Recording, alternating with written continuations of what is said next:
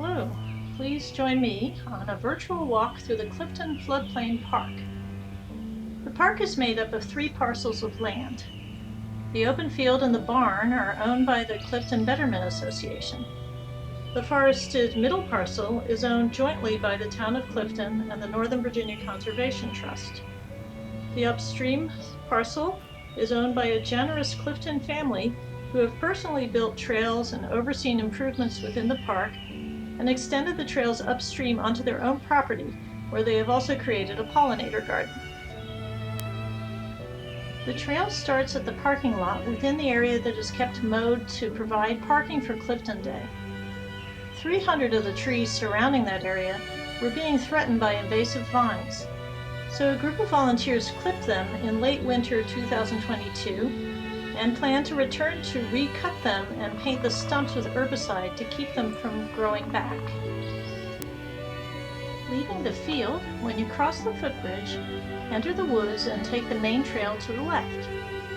Between that path and Newman Road, you will notice the vernal pools, meaning ponds that dry up in the summer.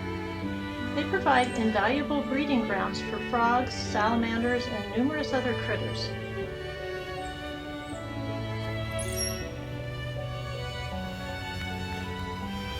As you proceed along, you will notice the dense brush throughout the park.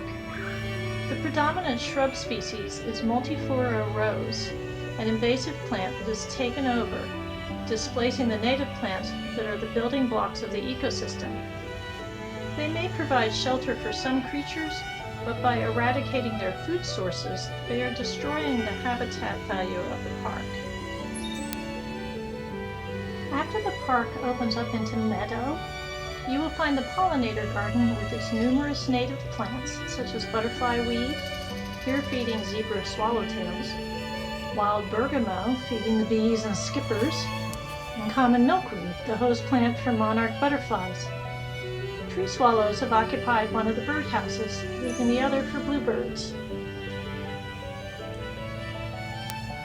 As you return, you can take the left-hand fork to the smaller trail, passing a patch of tree of heaven, a bad invasive plant that is the host plant for the spotted lanternfly.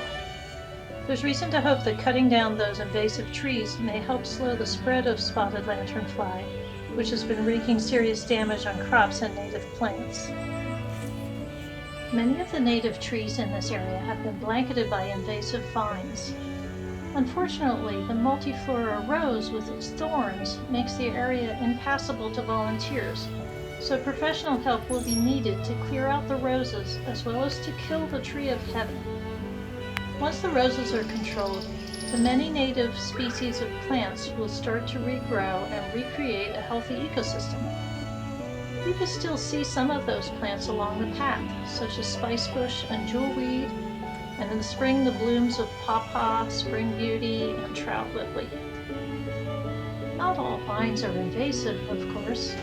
Virginia creeper, for instance, and even poison ivy are examples of native vines that are valuable food sources for migrating birds. Pope's Head Creek is a lovely stream, probably the healthiest in Fairfax County. You can see the power of water in this spot where trees had blocked the channel, causing it to cut a new channel and create an island. The combination of upstream development with its impervious surfaces and heavier storm events has led to more frequent flooding, which is eroding the stream banks. Floodplains are meant to flood. By doing so, they slow down the water and capture it before it hits the town. The resultant wetland habitat provides by far the most biodiversity of any landscape.